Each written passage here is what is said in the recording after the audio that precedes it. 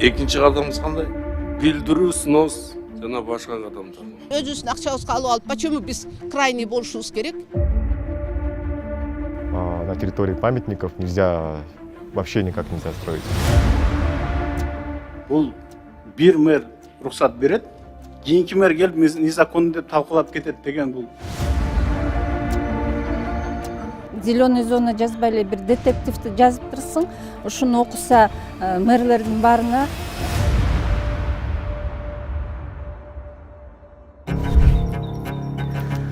Ататүрк сейил багындагы хан сарайлар сүрдүрүлөбү. Мэрия курулуштар түшкөн парктын аймагын кантип кайтарган жатат. Убагында парктын аймагынан жер тилкесин алган атка минерлер, аларга жол берген жетекчилердин жоопкерчилиги кандай болот? 3-4 колдон сатып алгандардын маселеси кантип чечилет? Алдагы мүнөттөрдө бул суроолорго жооп издеп, парктын тарыхына дагы кайрылабыз.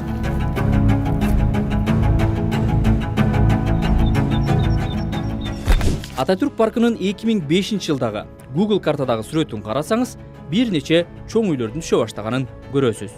2023 жылдагы сүрөтүндө парктын капталдарында хан сарайлардын шаарчасы, көп кабаттуу турак үйлөр туруп калды. Биздин 107 гектарда турган сейил бактын чек арасын аныктап бекиттүү. Себеп дегенде бүгүнкү күндө дагы көптөгөн иш аракеттер болуп атат. Ал жерде курулуш иштерин улантууга же болбосо дагы башка жер тилкесин алып, дагы бир кандай бир курулуштарды салууга. Бишкектеги саналуу ири парктардын бири мурдагы Достук. Азыркы Ататүрктөн жерлер 2000 жылдардан тартып атка минер таасирдүү фигуралардын жакындары бөлүп алганын буга чейин бир нече медиа иликтеп берген. Маселен, 2019 жылы Клоп басылмасы жана OCRP жүздөгөн документтерди анализдеп, журналисттер 1 жыл көз майын коротуп, иликтөө жарыялашкан.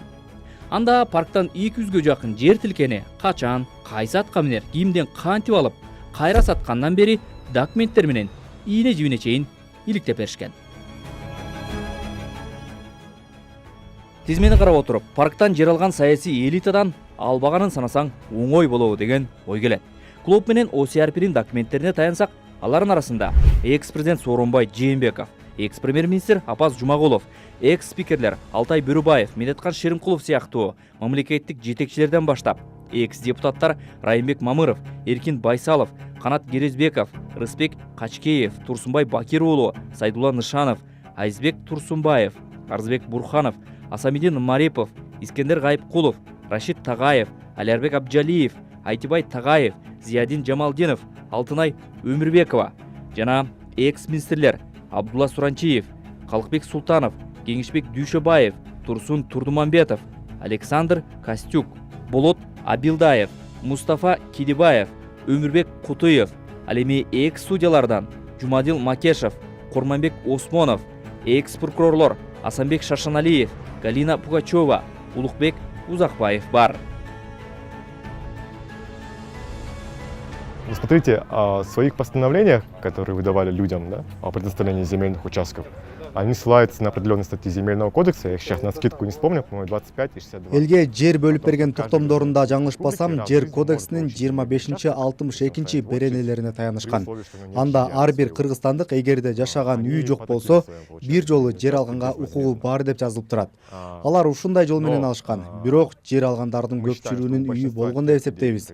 Башкача айтканда, ижара төлөп батирде турушкан эмес. Экинчиден, парк 2002 жылы тарыхый маданий эстеликтер тизмесине киргизилген. Мыйзам боюнча эстеликтер аймагына курулуш кылууга, айрыкча турак жай салууга тыюу салынат. Истории культуры республиканского назначения и по закону на территории памятников нельзя, вообще никак нельзя строить. Особенно частные дома. Жогорудагы санагандардан сырткары ошол кездеги таасирдүү атка минерлердин ондогон жакындары дагы жер тилкелерин бекер алышкан. Конституциялык норма боюнча бир адам бир жолу мамлекеттен ошо жер алып окуптуу деген мыйзам бар да, ошонун негизинде биз заявление жазганбыз, 10 депутат анан берген. Жер алгандардын көпчүлүгү журналисттерге мыйзамдуу ээ болгонун айтып, окшош эле жоопторду айтып келишет. Учурда алардын азыраагы гана өзү жашабаса, көпчүлүгү там салып же участок катары сатып кетишкен. Андан бери колдон колго сатылып, бул жердеги үйлөргө 7-кожоюн болгондор дагы бар. ушул жерде 20 жылдан бери турам. 2004 жылы сатып алгам бу жерде. Мынакей мо жерде мо биринчи, экинчи меники. Эмне үчүн да ушинтип айтышат да, билбей турупчу, мынакей бу жерде байлар жашайт, бу жерде мынакей момундай жашайт депчи, ошол эки туура эмес да, бул абдан туура эмес, эме психология болуп атат, абданчы жатайын жасап атышабы дегенчи мен билбейм. Мынакей биз баарыбыз тең эле бу жерде 70% мигранттар. Кийин андан кийин бизге окшогон адамдар, мына биз болсо малый бизнесте жүрдүм мынакей мен ушунча жылдан бери. Бишкек мэриясынын Ататүрк паркынан берилген жерлер боюнча буга чейинки токтомдорду жокко чыгарып, 1992 жылдагы 107 гектар болгон сейилбактын аймагын калыбына келтиребиз деген билдирүүсүнөн кийин бул жердеги жашоочулардын түн уйкусу бузулду. Пожалуйста, биз каршы эмеспиз. Парктын границасын чийсин. Чийсин, пожалуйста. А то, что ошол убакта моментте берилгенде парк экенин эч ким билген эмес да. Алар өздөрү уруксат беришкен. Значит, уруксат берген ким ошол убакта? Ошолорду тартсын. Жөн эле биз өзүбүздүн акчабызга алып алып, почему биз крайний болушубуз керек? Мен ойлойм, андай эмес. Анан мынакей Айбек Жунушалиев прям ачык эле адамдарды, кыргыз элин бири-бирине тукуруп атат. Ал жерде жалаң байлар жашайт деп.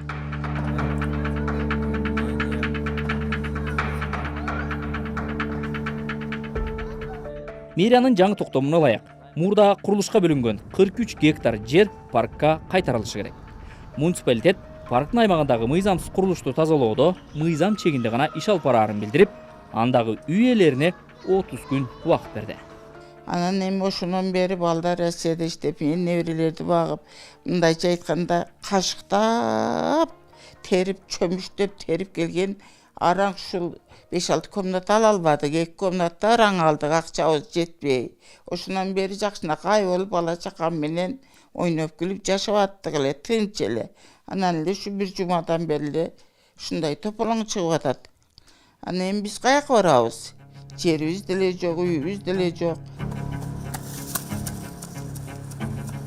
Юлдашева сыяктуу көп кабаттуу турак үйдөн батир сатып алгандардын саны 250дей болот. Алар үйдү Ихлас компаниясынан алганын жана парктын аймагында экенин билишпегенин айтышат. Кала башчысы Айбек Жунушалиев Ататүрк паркынан жеке жактарга жер берүү боюнча мэриянын буга чейинки 124 токтому жокко чыгарылып, жалпы сейилбакта 198 объект мыйзамсыз курулганын айтып жатат. Бул маселе парламентте дагы көтөрүлдү. Биринчи кадам сиз эми чечимди чыгарып койдуңуз. Туурабы? Экинчи кадамыңыз кандай? Билдирүү, снос жана башка кадамдар. Кантип снос кыласыз, мен түшүнбөй атам. Кантип снос кыласыз? Сиз айтып мыйзамсыз болгон депчи. Мурунку мэрлер мыйзамдуу болгон деп атышат. Кантип, мен түшүнбөйм мен. Сиз айтып атпайсызбы, баягы границаларын өзгөртүлгөн жок. Туура алардын катасы.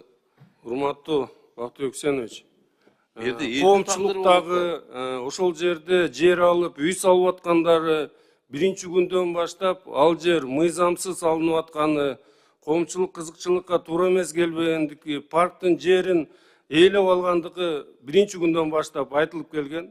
Көбүнчөсү ал жерде мыйзамсыз курулуш жүрүп атканына маалыматтары болгон болчу, бирок ошого карабастан бул кадамдарга барышкан. Бизде бир эле максат бүгүнкү күндө мыйзамдуулукту сактап, ордуна алып келүү.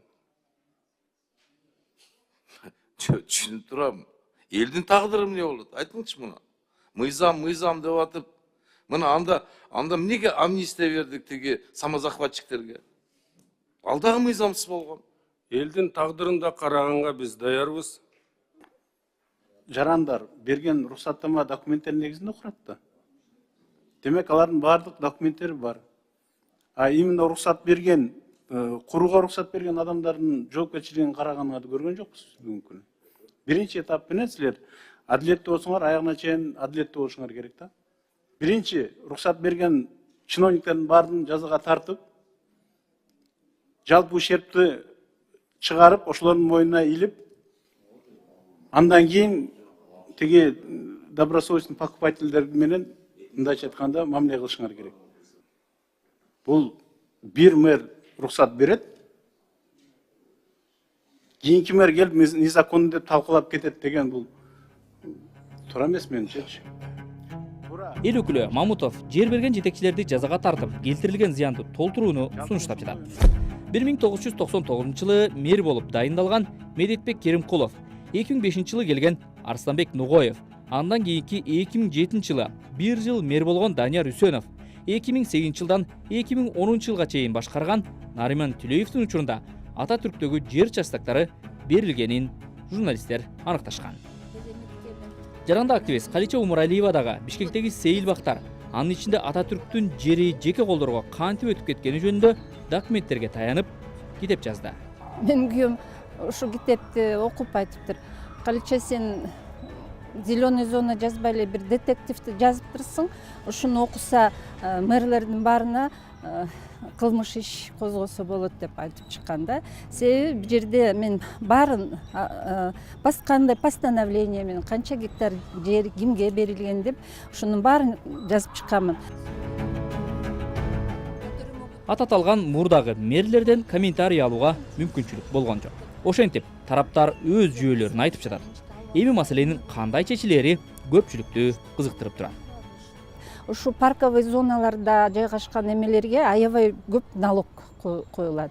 Мисалы, биз төлөп атпайбызбы жер налогун? 1,5 сом 1 квадратный метр и коэффициент. Тыйын эле болуп калып атат да. Мисалы, сен паркта жашагың келеби? Жашай бер. Бирок 1,5 сом төлөбөйсүң. 1,5 миң сом 1 квадратный метрге төлө, жашай бер. Ошондо көрөт элем ким ошо жылдап ушул жерге жашаганын. Даже в 2019 году, когда мы делали расследование, там большая часть этих участков и домов, они уже была перепродана. 2019 жылы биз иликтөө кылган кезде бул жердеги жер тилкелери, курулган үйлөр колдон колго сатылып кеткен. Башында алган кожоюндары жок. Бул жерден үй алгандар мэрия жерди жер кодексин бузуп, мыйзамсыз бергенин билбеши мүмкүн. Алар үй сатып алган үчүн күнөөлүү эмес деген маселе чыгат. Мындай учурда укуктук мамлекетте сот аркылуу чечилет. Соттун чечимине жараша бийлик кенемте төлөп бериши керек. Бирок ушундай болоруна ишенбей турам. Себеби жер участоктары, үйлөр көп жана кымбат. Кенемте төлөп берүүгө көп каражат керек. Албетте, парк баштапкы калыбына келсе жакшы болмок. Ошондой эле баштапкы карта боюнча башкы прокуратурада парктын аймагында турат. Жетим балдар жашаган социалдык айыл да парктын аймагында. Алар эмне болот? Маселе татаал. Жаран жана активист катары турак үйлөрдү сүрдүрүп, парк кылса дейт элем. Бирок аларга кенемте төлөп берилиши зарыл. Я бы хотел, чтобы, конечно, снесли, но с выплатой компенсации как раз таки тем, кто сейчас этими домами и участками владеет. Ататүрк парк боюнча мэр өз оюн билдирди. Ал жерде бизге кат келгенде биз текшерүү мыйзамдуулугун беребиз, же болбосо сот аркылуу чечиле турган көп жагдайлар бар. Бул ал оюн гана билдирди, иш аракетинен көрөбүз. Бирок сиз туура айттыңыз. Мамлекетте мыйзамсыз мамлекеттик мүлктөрдү менчиктеп алган жана башка мыйзамсыз аракеттерге акыркы жылдары аябай эле сабак болуп атат элге. Мындан кийин мыйзамсыз тосуп алуу, мыйзамсыз алуу, куруу сөзсүз түрдө жооп берери, ошол акча каражатына күйөрү, мыйзам алдында жооп берери билинип калды. Менимче бул урок болду окшойт. Интервьюер мэр өзү айткан турбайбы, бир жакшы чечим болгондо прокуратурага тапшырма берип туруп, ушул документтердин баары мыйзамдын чегинде берилгенби, берилген эмеспи, анан берген адамдар кимдер болгон, кайсынын негизинде. Биз качан гана ушул практикадан, бул тарыхый практика болуш керек. Ким ушундай туура эмес мыйзамды бузуп бергендер жоопко тарткандан кийин келечекте бул процессти токтото алабыз. Эгерде ушул жерден кайра аксап туруп, жанагы аягына чейин жетпечи болсо, бул процесс Кыргызстан боюнча болот. Азыр мэрия 1992 жылдагы 107 гектар парк аймагы аныкталган картаны документ менен көрсөтө элек. Эми жанатан бери кеп кылып жаткан Ататүрк сейил багынын тарыхы жана маанисине токтолсок. Азыркы Ататүрк атындагы парктын пайдубалы 1958 жылдары түптөлөт. Азыркы түпөйгөн бак тарактар ошондо тигиле баштап, андагы аянты болжолдуу түрдө 5 гектардай болгон.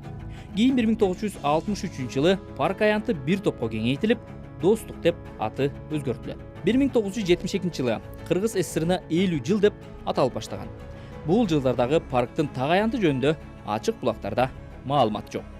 1992 жылы ошол кездеги мэр Өмүрбек Абакировдун номер 225 токтому менен 107 гектар деп белгиленет. Бирок ошол учурда деле парк аймагына ар кандай мамлекеттик мекемелердин курулуштарына уруксат берилген экен. 1996 жылы паркты өнүктүрүү үчүн азыркы Түркиянын негиздөөчүсү Мустафа Кемал Ататүрк фондуна 49 жылга ижарага берилет. Ошентип аты дагы Ататүрк деп өзгөртүлөт. Парктын аймагын сактап калууга Ататүрк фондунун деле чамасы жетпейт. Анын аймагына ар кандай долбоорлор үчүн курулуштар улана берген. 2002 жылы өкмөт паркты тарыхый, маданий эстелик деп жарыялап, ал өзгөчө корголуучу объектке киргизилген. Өзгөчө корголуучу объект делгени менен ошол 2000 жылдардан кийин Сейилбактын аймагынан жер берүү күчөп, жеке адамдар дагы ала баштаган. Андан бери Ататүрк паркындагы жер боюнча далай соттошуулар, курулуштарга тыюу салуу аракети болуп келген. Бул жолу дагы Бишкектин жашыл аймагы үчүн чыр бир топко созулчудай болуп турат.